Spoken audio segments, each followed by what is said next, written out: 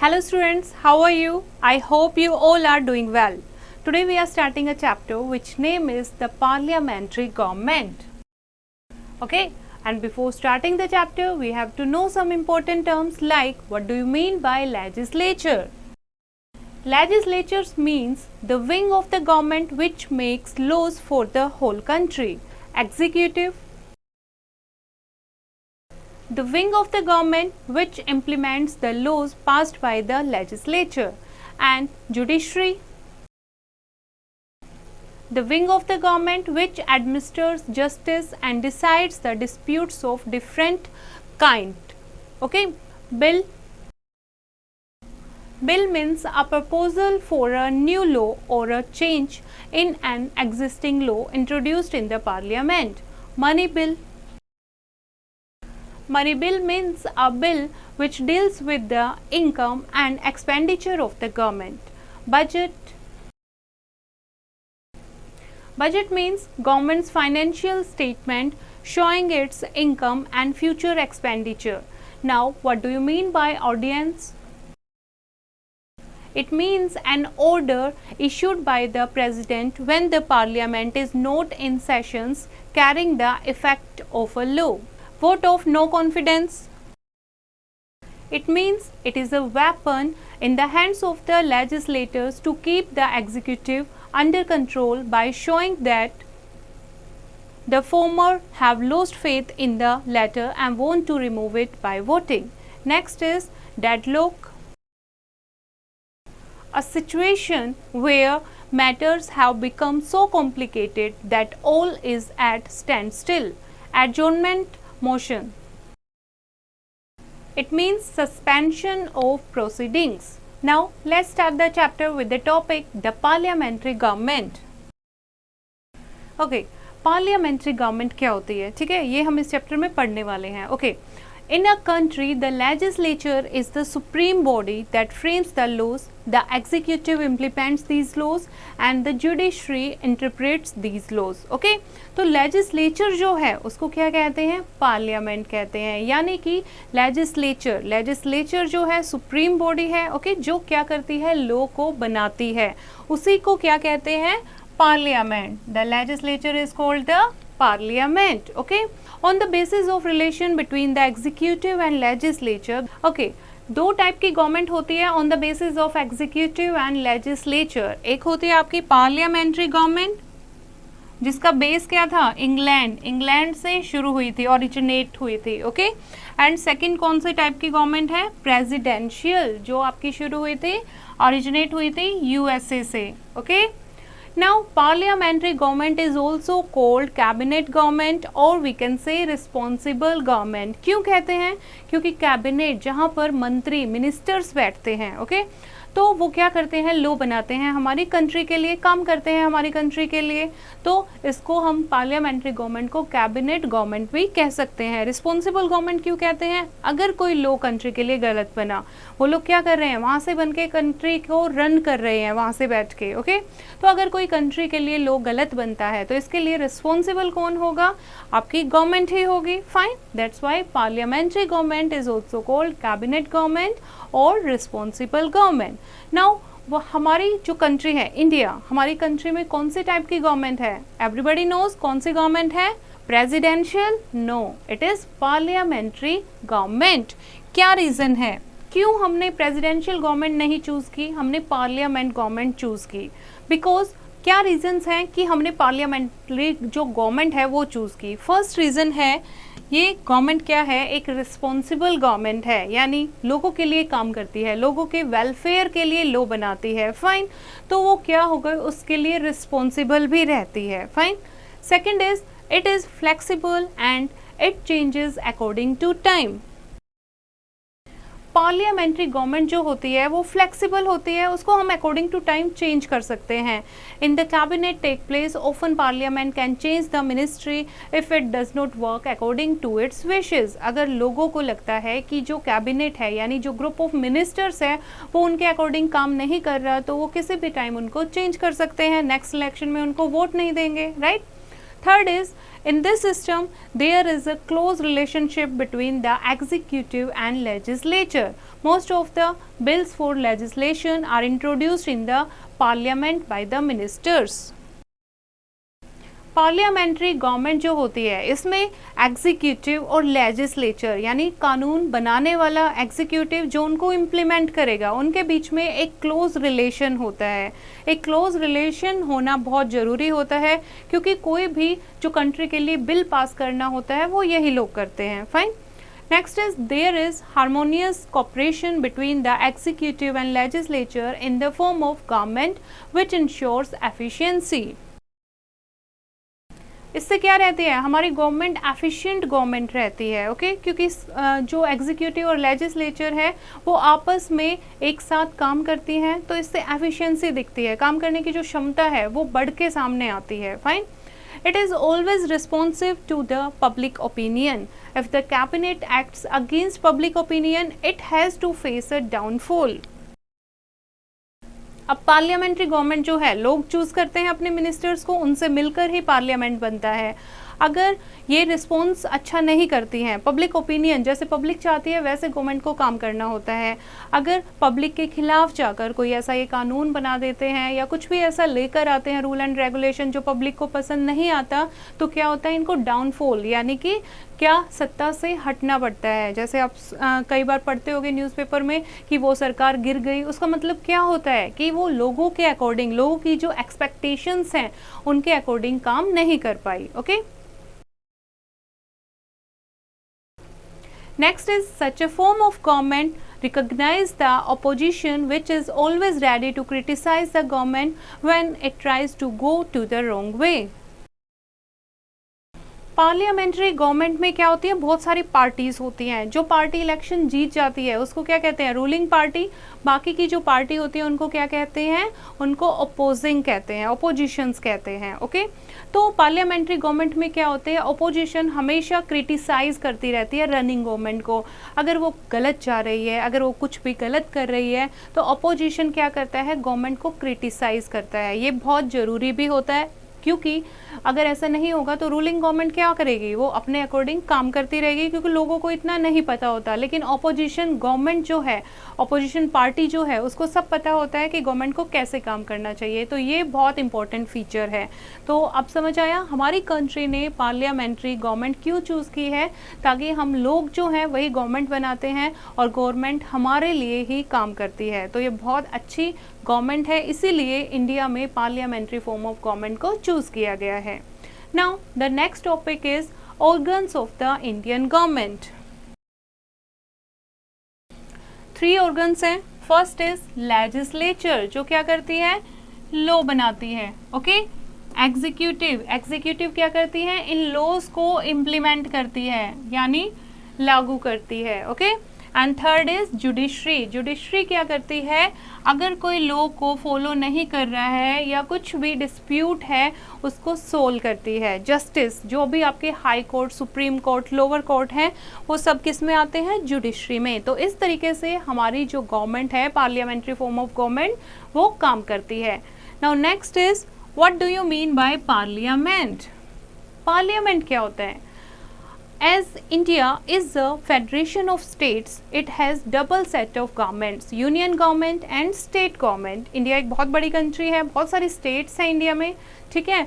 तो इंडिया में double set of government चलता है, एक है यूनियन गवर्नमेंट और सेकंड है आपका state governments. Union has its own legislature called parliament. All legislative powers of the union are exercised by the parliament, which consists of 2 houses and the president. Indian legislature is a bicameral legislative. Parliament's 2 houses are the Lok Sabha and Rajya Sabha. जो हमारी legislature है वो bicameral है, ठीक है, उसमें 2 houses होते हैं, एक लोक सभा और सेकंड इज राज्य सभा। Now what do you mean by लोक सभा? लोकसभा नाम से ही पता लग रहा है, लोगों की सभा। ओके हम जो रिप्रेजेंटेटिव चूज करते हैं उन्हीं से जो ये कम्युनिटी बनता है, ये ग्रुप बनता है, इसको क्या कहते हैं, लोकसभा कहते हैं। कंपोजिशन कैसे बनती है, the Lok Sabha is the lower house of the parliament. कई बार क्या होता है बच्चे, आप कंफ्यूज हो जाते हो कि लोअर हाउस कौन सा होता है, अपर हाउस कौन सा होता है। तो एक छोटा सा तरीका है इसको याद करने का, एल से लोकसभा, एल से लोअर हाउस। फाइन, तो अब आपको याद रहेगा लोकसभा क्या है हमारा, लोअर हाउस है पार्लियामेंट का। It is the representative body of the people. There may be up to 550 members in the Lok Sabha. कितने मेंबर्स होते हैं लोकसभा में, 550 मेंबर्स होते हैं।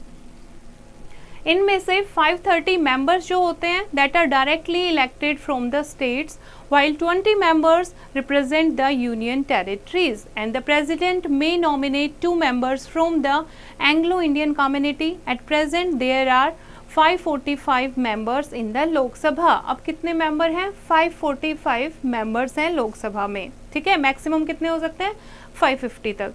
Fine, now the term of the Lok सभा इज फॉर 5 years।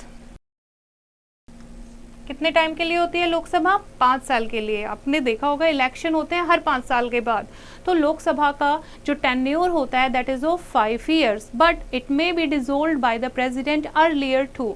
अगर लगता है गवर्नमेंट अच्छे से काम नहीं कर रही है, लोकसभा अच्छे से काम नहीं कर रही है, तो प्रेसिडेंट उसको पहले ही डिसोल्व कर सकता है किसी भी इमरजेंसी की सिचुएशन में। And the seats in the Lok Sabha are allotted to the states and the union territories on the basis of their respective populations. Now, what are the qualifications of the candidate for the Lok Sabha? क्या मैं लोकसभा के candidate के लिए रूप में खड़ी हो सकती हूँ? यस, हर कोई इलेक्शन कर सकता है, अपने आप को रिप्रेजेंट कर सकता है, एक कैंडिडेट बन सकता है। क्या क्या क्वालिफिकेशन होनी चाहिए? फर्स्ट है, he should be a citizen of India.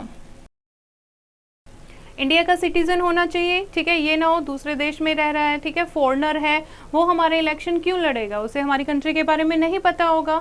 तो इसके लिए फर्स्ट क्वालिफिकेशन है कि इंडिया का सिटीजन होना चाहिए। सेकंड है 21 ईयर्स ऑफ एज से ऊपर एज होनी चाहिए। थर्ड है he should not be a proclaimed criminal, insolvent और मेंटली अनसाउंड। कोई क्रिमिनल रिकॉर्ड नहीं होना चाहिए, मेंटली फिट होना चाहिए। He should not hold any government job at the time of seeking an election. कोई गवर्नमेंट जॉब नहीं होनी चाहिए जिस टाइम वो इलेक्शन लड़ रहा है, इलेक्शन का फॉर्म फिल कर रहा है, उस टाइम वो किसी गवर्नमेंट जॉब पर नहीं होना चाहिए। Next is he should have his name in the electoral rolls in any part of the country.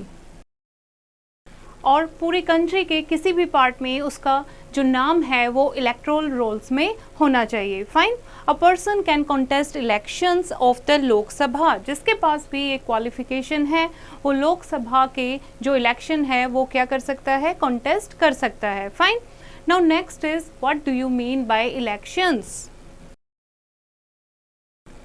Elections क्या होते हैं? इलेक्शंस बच्चे सबको पता है 5 साल के बाद इलेक्शंस होते हैं, ठीक है। 18 ईयर से अबव जो भी होता है वो क्या करता है, इलेक्शन में वोट डाल सकता है। जो वोट डालता है उसको वोटर कहते हैं। Fine, and the election commission conducts these elections. अगर आपसे कोई पूछे इलेक्शंस कौन कंडक्ट करता है, किसका काम होता है, इलेक्शन कमीशन का।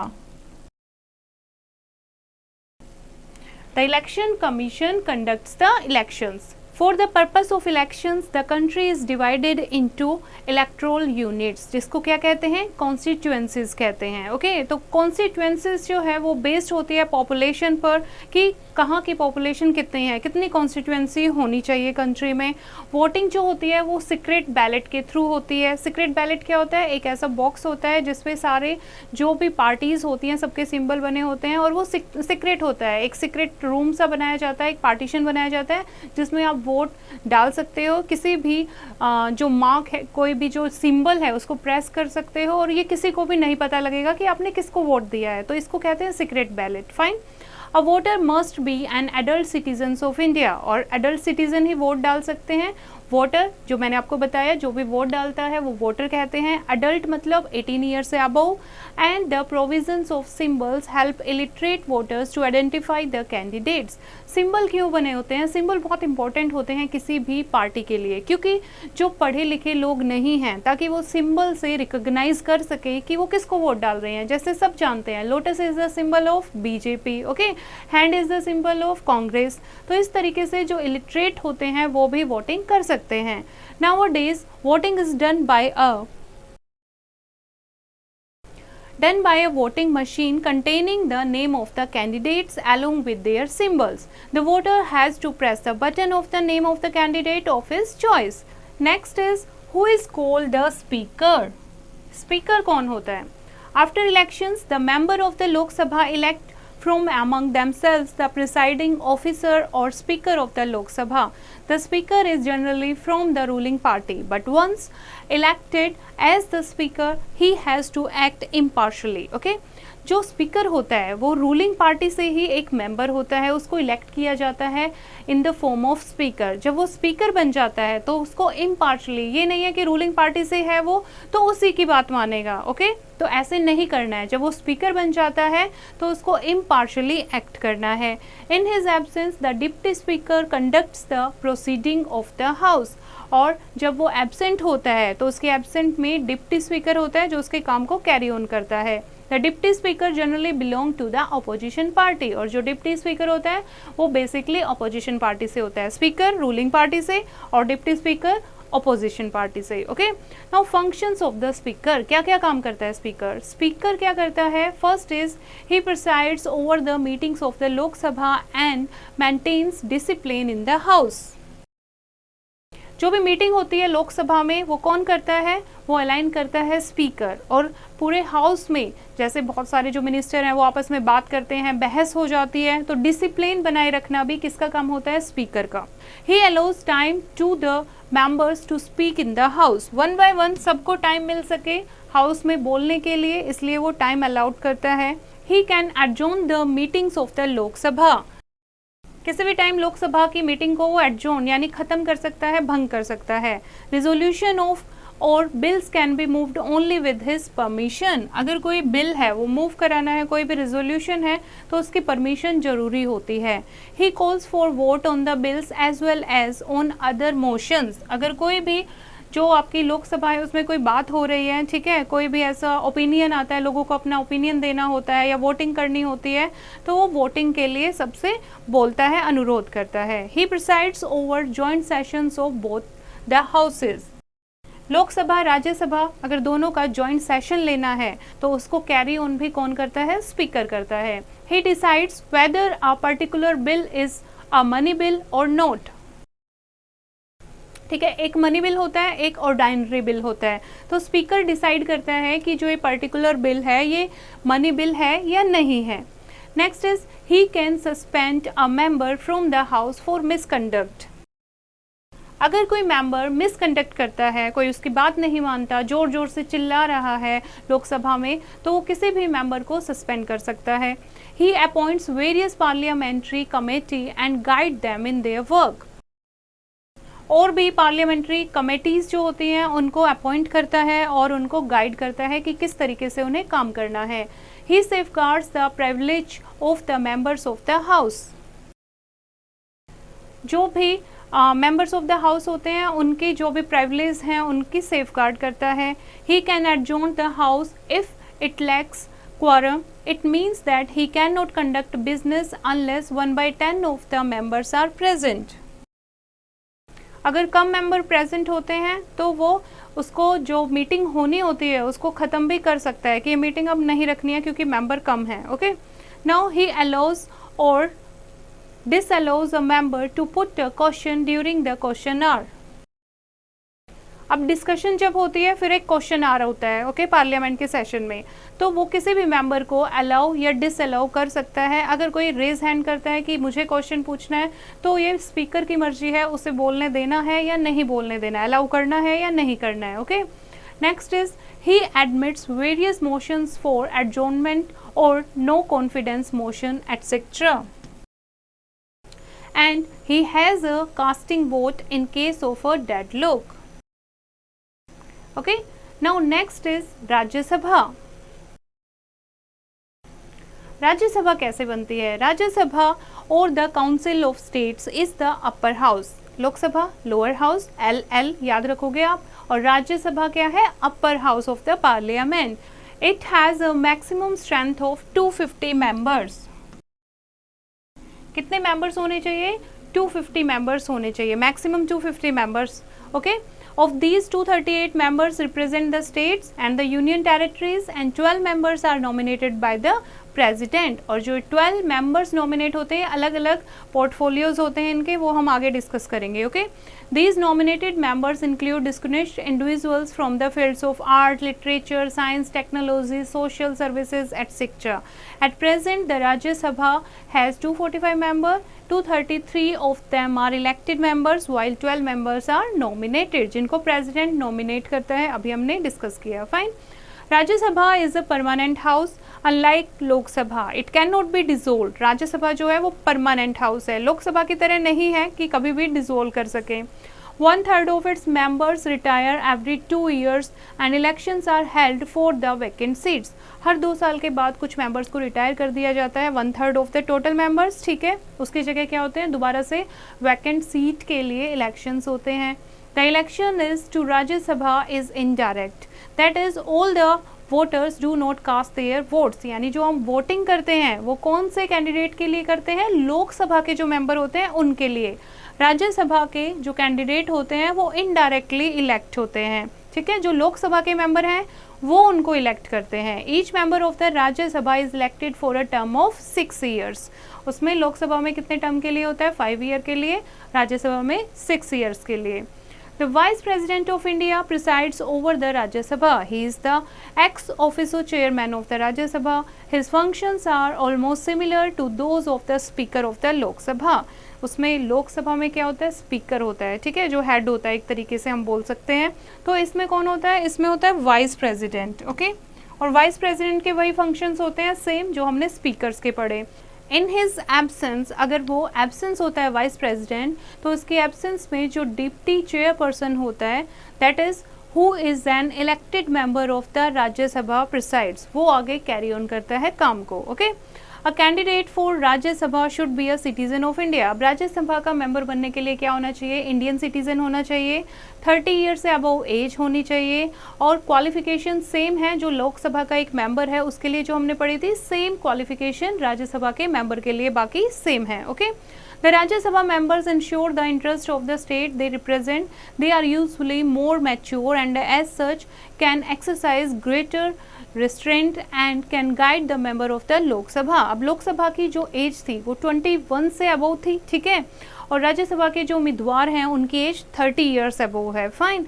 तो राज्यसभा के जो मेंबर होते हैं, ऐसा समझा जाता है वो ज़्यादा मैच्योर होते हैं, तो लोकसभा के मेंबर को सम टाइम गाइड भी करते हैं.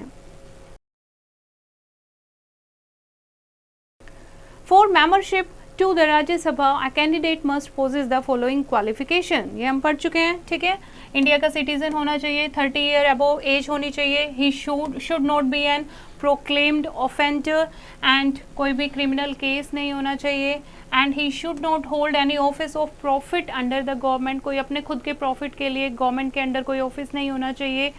His name should be in the voter list of the state from where he is seeking election. जहाँ से वो इलेक्शन लड़ रहा है वहाँ की वोटर लिस्ट में उसका नाम जरूर होना चाहिए. Okay, next is powers and functions of the parliament. अब पार्लियामेंट, उसके क्या काम होती है, क्या पावर होती है पार्लियामेंट के पास. जैसे हमने पढ़ा, लॉ मेकिंग बॉडी जो होती है, जो सुप्रीम लॉ बनाती है, उसको पार्लियामेंट कहते हैं. ठीक है, it makes laws that are implemented throughout the country. It performs various other functions. The procedure of law making and other functions of the parliament are as follows. One by one हम discuss करते हैं क्या power और क्या functions होते हैं parliament के. First is law making functions. Law making function पूरी कंट्री के लिए क्या बनाती है पार्लियामेंट, लॉ बनाती है. The parliament can enact new laws और change the existing ones on the 97 subjects of the union list. ठीक है, लॉ जो है वो 97 सब्जेक्ट्स पर बनते हैं जो यूनियन लिस्ट में लिखे हुए हैं. तो पार्लियामेंट किसी भी लॉ को, नए लॉ को एक्टिंग में ला सकती है, यानी लागू कर सकती है. किसी भी एग्जिस्टिंग को क्या कर सकती है, अमेंड, चेंज कर सकती है. It can enact laws on the subjects of the state list also. Union list के अलावा जो स्टेट लिस्ट में सब्जेक्ट मेंशन होते हैं, विषय होते हैं, उन पर भी वो बना सकती है. Besides the 47 subjects on the concurrent list, the Union Parliament has the sole right to amend the Constitution. अगर यूनियन पार्लियामेंट के पास पूरा अधिकार होता है, ठीक है, कि वो कॉन्स्टिट्यूशन में किसी भी चेंज को अगर लाना चाहे तो कर सकती है। Now the procedure, a proposal for a new law और a change in an existing law is called a bill. एक एग्जिस्टिंग लॉ है, एक लॉ बना दिया, अगर हेलमेट नहीं पहनोगे तो क्या हो जाएगा, चालान आपका कटेगा, ठीक है, ये बहुत पहले से लॉ है, फाइन। अब अगर कोई हम चेंज लाना चाहते हैं उसको क्या कहते हैं, बिल। हमें किसी ने प्रपोज किया, किसी मिनिस्टर ने प्रपोजल किया कि ऐसा हेलमेट होना चाहिए, ये भी कानून बनाओ, तो उसको हम क्या कहेंगे, बिल कहेंगे। जब तक कोई भी कानून लॉ नहीं बन जाता है, कोई भी अगर हमने स्टेटमेंट है, कोई भी प्रपोजल है, हमने ये कह दिया, जब तक वो लॉ नहीं बन जाएगा तो उसको क्या कहते हैं, बिल कहते हैं, fine. When a bill is introduced by any member of the parliament, it is called a non-official bill, but it is called an official bill when it is introduced by a minister. अगर कोई member of the parliament introduce करता है उस bill को, ठीक है, उस proposal को, तो उसको कहेंगे हम नॉन ऑफिशियल बिल। लेकिन अगर कोई मिनिस्टर इंट्रोड्यूस करता है उसको तो हम ऑफिशियल बिल कहेंगे। अ bill passes through the following stages. कैसे, अब एक जो बिल है वो कैसे पास होता है, कैसे वो बिल से लॉ बनता है, ओके। बिल और लॉ दोनों का डिफरेंस आपको समझ आया। लॉ क्या होता है, फेयर, कानून बन गया है, अब हम कुछ नहीं कर सकते। कुछ नहीं कर सकते मतलब अगर हमें पसंद नहीं है तो हम स्ट्राइक कर सकते हैं, हम पिटीशन कर सकते हैं, लेकिन लॉ बन गया है ये, ओके, इम्प्लीमेंट हो गया है। बिल क्या है, हम ये करना चाहते हैं, हम चाहते हैं ऐसा कानून आए, तो वो रो जब होता है, कच्चे फॉर्म में जो होता है उसको कहते हैं बिल, ओके। अब एक बिल कैसे लॉ बनता है वो हम पढ़ेंगे। फर्स्ट क्या होता है, इंट्रोडक्शन और फर्स्ट रीडिंग। फर्स्ट रीडिंग होती है यानी इंट्रोड्यूस किया, जो भी मेंबर है चाहे वो पार्लियामेंट में क्या करता है, चाहे वो लोकसभा का है राज्यसभा का, वो क्या करता है, पार्लियामेंट में इंट्रोड्यूस करता है बिल को। उसके बाद जो बिल की कॉपी है वो सारे मेंबर्स को दी जाती है पार्लियामेंट में। The member introducing the bill explains the purpose and importance of the bill. मान लो मैं पार्लियामेंट की मेंबर हूँ, मैं कोई बिल इंट्रोड्यूस कर रही हूँ, तो मैं बताऊंगी कि मैं क्यों चाहती हूँ, क्या इंपॉर्टेंस है इस बिल की, हमारी कंट्री में क्या फ़ायदा होगा, क्या पर्पस है ये बिल इंट्रोड्यूस करने का। तो फर्स्ट हो गया first reading. First is introduction of the bill, कि हमने पार्लियामेंट में इंट्रोडक्शन दे दी, क्या बिल है, क्यों जरूरी है, क्या पर्पस है इसके लाने का, fine. Next is second reading. Second reading में क्या होता है, the bill is thoroughly discuss, suggestions are made to change or delete certain parts of the bill. The bill is then sent to a special body called the Select Committee, which is composed of members of various political parties of the House. The Select Committee thoroughly scrutinise the bill. उसके बाद second reading होती है। Second reading में क्या होगा, bill को अच्छे से डिस्कस किया जाएगा कि इसके पॉजिटिव पॉइंट्स क्या हैं, नेगेटिव पॉइंट्स क्या हैं, इसमें क्या चेंज करना चाहिए, क्या हम इसमें से डिलीट कर सकते हैं। उसके बाद इस बिल को एक स्पेशल बॉडी जिसका नाम है सिलेक्ट कमेटी, उसके पास भेज दिया जाता है सेकंड रीडिंग में, ओके। वो फिर अच्छे से इसको बिल को थोरोली रीड आउट करती है। Third is third reading. Third reading में क्या होता है, पूरी सजेशंस के बाद, ठीक है, the bill is redrafted and then presented in the final form. अब मैंने बिल पास किया, ठीक है, सब लोगों ने सजेशन किया, पार्लियामेंट के मेंबर ने, इसमें ये कर दो, इसमें ये कर दो, ये कर दो, जो मुझे समझ आया, जो मुझे करना चाहिए मैंने उसमें चेंज कर दिया। उसको दोबारा से रीड्राफ्ट होता है, दोबारा लिखना, उसको मैंने दोबारा से फ्रेम आउट किया, दोबारा उसको बनाया, फिर मैंने उसको फाइनल फॉर्म में उसको क्या किया, प्रेजेंट किया। This is the third reading. If more than 50% of the members vote for the bill, it is passed. अगर पार्लियामेंट में सबके पास कॉपी दी, फिर रीडिस्ट्रीब्यूट किया, अगर 50% वोट आ जाते हैं, 50% मेंबर कहते हैं कि हाँ ठीक है ये होना चाहिए, तो बिल क्या समझा जाता है कि बिल पास हो गया है, fine. The bill is then send to the other house. उसके बाद अब लोकसभा या राज्यसभा, ये हम बात कर रहे हैं एक हाउस की, ठीक है। अब एक हाउस से बिल पास हो गया है, अब उसको दूसरे हाउस में भेजा जाता है। उसके बाद सेम प्रोसीजर रिपीट होता है जैसे कि इस हाउस में हुआ, ठीक है। फर्स्ट रीडिंग होगी, सेकंड रीडिंग होगी, फिर थर्ड रीडिंग होगी। उसके बाद उस बिल को जॉइंट सेशन होता है, जॉइंट सेशन में डिस्कस किया जाता है, जिसने बिल दिया है, बिल इंट्रोड्यूस किया है, वो भी डिस्कस करता है, और जो अपोजिशन है या जो भी चाहते हैं इसमें ये चेंज होना चाहिए, तो एक जॉइंट सेशन होता है लोकसभा राज्यसभा दोनों का, ठीक है। उसके बाद फाइनल हो जाता है कि हाँ ये बिल ठीक है, ये चेंज करने के बाद ये फाइनल ड्राफ्ट हो चुका है। अब उस बिल को भेजा जाता है किसके पास, प्रेसिडेंट के पास। जॉइंट सेशन के बाद बिल को प्रेसिडेंट के पास भेजा जाता है। प्रेसिडेंट जो है, the president too can return the bill with suggestion for change. President भी, अगर प्रेसिडेंट कहता है इस बिल में ये सजेशन दे रहा हूँ मैं, इस बिल में ऐसे नहीं ऐसे कर दो, ये चेंज कर दो, तो वो वापस कर देता है बिल को, ठीक है। अगर कोई सजेशन नहीं देता है, कोई चेंजेस जो है प्रेसिडेंट को लगता है हाँ ओके है, इसमें कोई चेंजेस की ज़रूरत नहीं है, तो वो क्या करता है, बिल को साइन कर देता है and it become an act of parliament और अ लॉ। अब वो क्या बन जाता है, अब जो बिल था वो पास हो गया है, उसमें प्रेसिडेंट के साइन हो गए हैं, अब वो बिल से क्या बन गया है, लॉ बन गया है, ठीक है।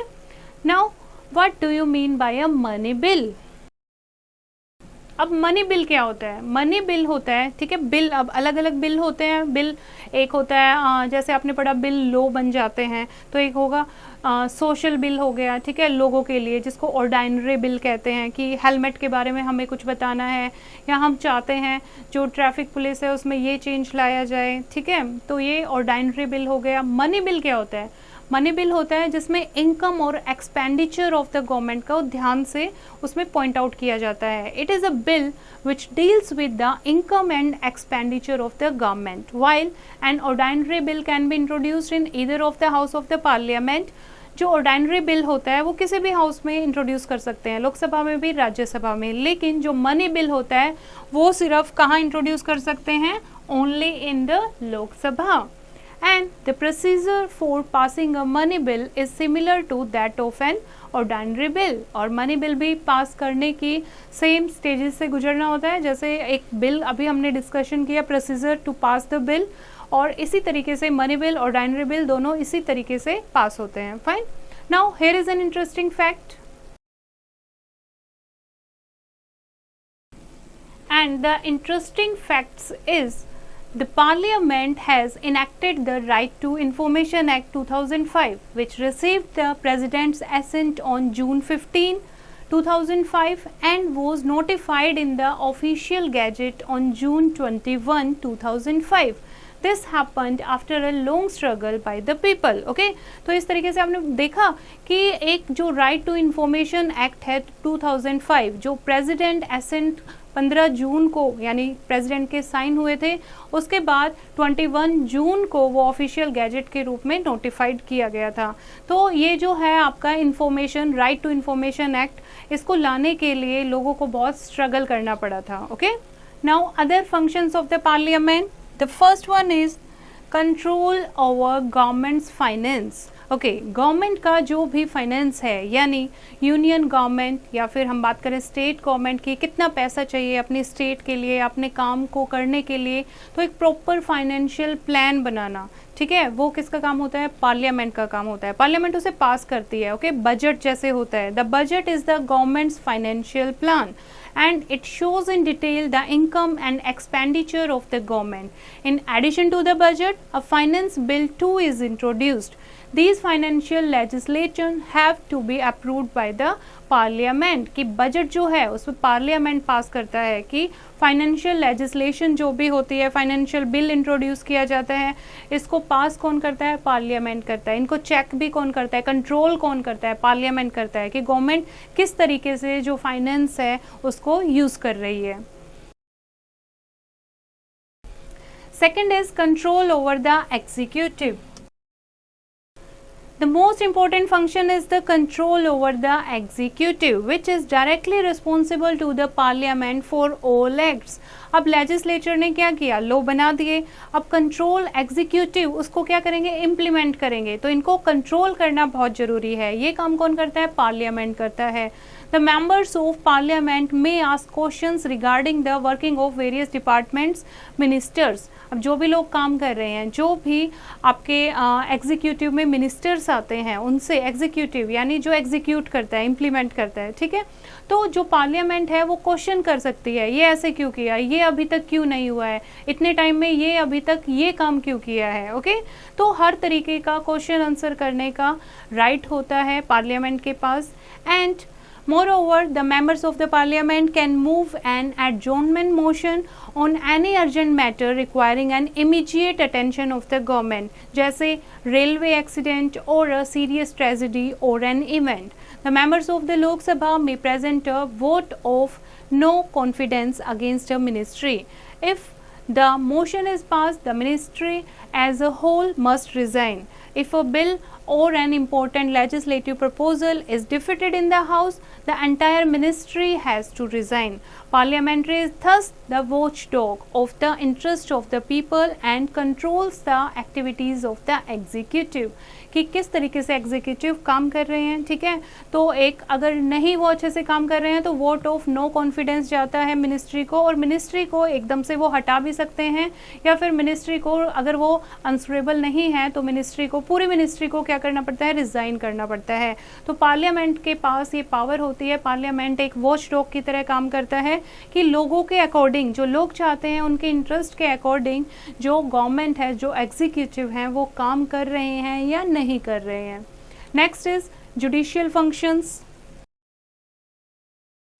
पार्लियामेंट के पास बहुत सारी जुडिशियल पावर्स भी होती हैं, जैसे it can impeaches the president, a जज ऑफ द सुप्रीम कोर्ट और the high court if they are found acting against the constitution और मिस यूजिंग द पावर और इंडल्जिंग इन करप्शन। अगर उन्हें लगता है कि जो ये सीनियर हैं, जैसे कि प्रेसिडेंट या फिर जज है सुप्रीम कोर्ट का या हाई कोर्ट का, अगर उन्हें लगता है किसी भी करप्शन में वो है या अपनी पावर का मिसयूज़ कर रहे हैं तो उसे हटा सकता है parliament. Next is electoral functions. The parliament plays an important role in the election of the president and the vice president. Next is amendment of the constitution. सिर्फ पार्लियामेंट के पास ही ये होल सोल राइट है कि वो existing constitution में अगर कोई amend करना है, कुछ भी चेंज करना है, अपडेट करना है तो वो कर सकता है। Now next is sessions of the parliament. एक साल में 2 सेशन होते हैं पार्लियामेंट के, ठीक है। 6 महीने से ज़्यादा का गैप नहीं होना चाहिए between the 2 sessions, and the first session of the parliament always begins with an address bye the president. Next is what do you mean by ordinance? Many a times when the parliament is not in session, a situation may occur which requires a law to deal with it. In such condition, the president may issue an ordinance which carries the effect of a law for 6 months.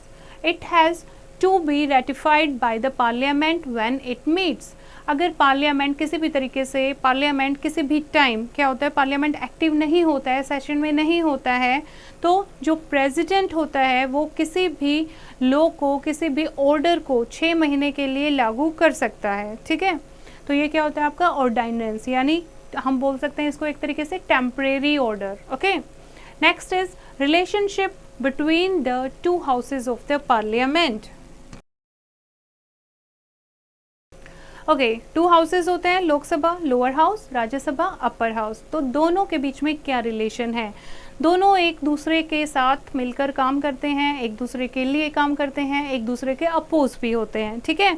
तो बहुत जो houses हैं उनके पास अलग अलग power होती है, and yet the Lok Sabha represents the people and is elected by the people. राज्य सभा जो है that represent the states of the Indian Union and its members are elected indirectly, that is by the member of the state legislative assemblies. The members of the Lok Sabha are answerable to the people of the constituency which they represent. जिस constituency से जो भी member है लोकसभा का वो answerable होना चाहिए कि इस कॉन्स्टिट्यूएंसी में ये क्यों नहीं हुआ है, इसको क्यों चेंज किया गया है, ये लॉ क्यों लगाया गया है। फाइन, उसमें कुछ भी चेंज होता है या नहीं होता है तो उसके लिए रिस्पॉन्सिबल होता है।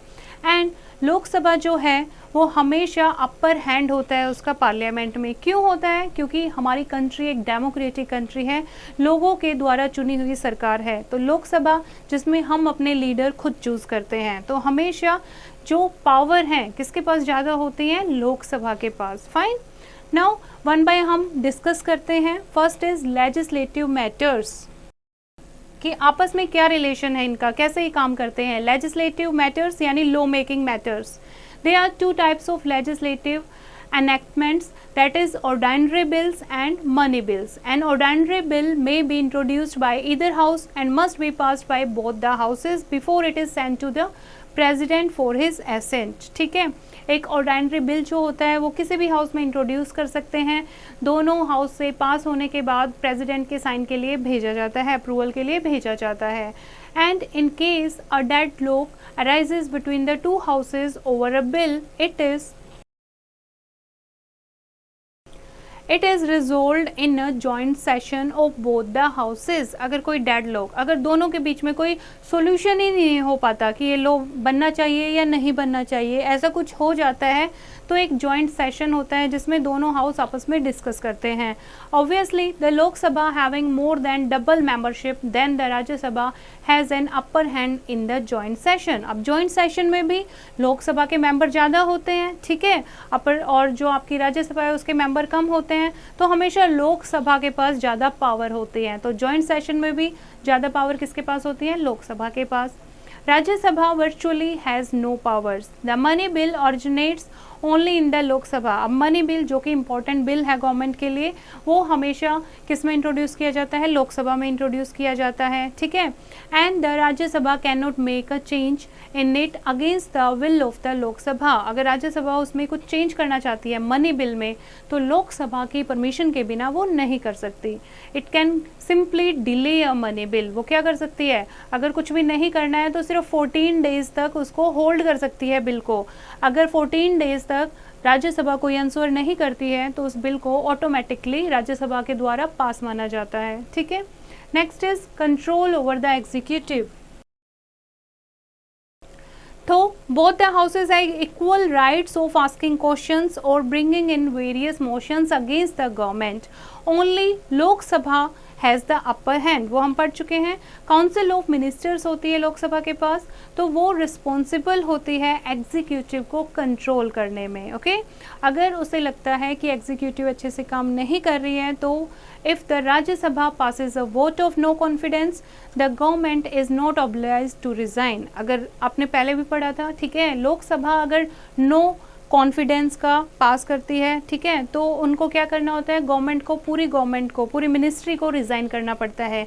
लेकिन अगर राज्यसभा नो कॉन्फिडेंस मोशन करती है तो गवर्नमेंट को रिज़ाइन नहीं करना पड़ता. But if the Lok Sabha passes such a motion the government has to resign. ये हम पहले डिस्कस कर चुके हैं. Okay, now next topic is division of subjects between the centre and the states. Constitution में स्टेट्स की पावर और सेंटर की पावर को अच्छे से अलग अलग डिफाइन किया गया है. There are 3 types of list: the union list, the state list and the concurrent list, in which the subjects for legislation have been specified and made crystal clear. First हम बात कर रहे हैं यूनियन लिस्ट की. Union list में कौन कौन से सब्जेक्ट आते हैं? This is the union list, ठीक है, जैसे transportation, railway, airways, national highways, ठीक है. ये देखो आपको सब्जेक्ट दिए हुए हैं. These are the important subject. ये क्या होते हैं? सब्जेक्ट का मतलब होता है विषय. इन सब्जेक्ट पर लॉ बनते हैं, फाइन, बिल पास किया जाता है. जैसे यूनियन में railways, national highways and shipping, Airways, foreign affairs, international contacts, UNO, metrology and military, air force. इस तरीके से ये सारे सब्जेक्ट आते हैं आपके यूनियन लिस्ट में. कितने सब्जेक्ट होते हैं टोटल? 100 सब्जेक्ट्स. पहले कितने थे? 97. अब कितने हैं total? 100. Next is the state list. State list में आपके टोटल कितने सब्जेक्ट्स आते हैं? 61. ओके, पहले कितने थे? 66. अब कितने हैं? 61 सब्जेक्ट्स. कौन कौन से हैं इसमें? जैसे police, prisons, law courts and other than the Supreme Court and High Courts, and hospitals and sanitation, cattle health, agriculture, roads, so on. Okay, these are the state list. Now next है आपका concurrent list. concurrent list में total कितने आपके subjects आते हैं? 52. Okay, जिस पर law बनाया जाता है. कौन कौन से सब्जेक्ट्स इंक्लूड हैं? Like marriage, medical profession, joint family, other professions, books, newspapers, trade union, labour welfare, factories, religious endowments, civil and criminal procedures, and electricity. Okay, so these are the subjects of the concurrent list. Now here is a quick recap of the chapter. There are two forms of government, the parliamentary and presidential. India has a parliamentary form of government. The government consists of three organs, the legislative, the executive, and the judiciary.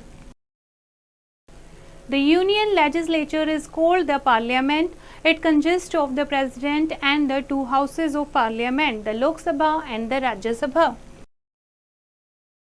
The Lok Sabha is the lower house of the parliament. There may be up to 550 members in the Lok Sabha. The term of the Lok Sabha is 5 years, but it may be dissolved earlier by the president. The parliament is the supreme law-making body of the country. It enacts laws on subjects contained in the union list and the concurrent list. The proposal for a new law or a change in an existing law is called a bill. The Speaker is the presiding officer of the Lok Sabha. Rajya Sabha is the upper house of the parliament. It cannot be dissolved. It has a maximum strength of 250 members, of which 238 are from states and union territories, and 12 members are nominated by the president. The Vice President of India presides over the Rajya Sabha. The functions of the parliament include law-making, control over finance, control over executive, judicial and electoral functions, amendment of the constitution. When the parliament is not in session, the president may issue an ordinance which carries the effect of a law for 6 months. The powers of the centre and the state are well defined by the constitution. The centre can make laws on 100 subjects contained in the union list and 52 subjects specified in the concurrent list, while the state can make legislation on 61 subjects contained in the state list. I hope students you have understood the chapter. You have to read it once again and do the back exercise yourself.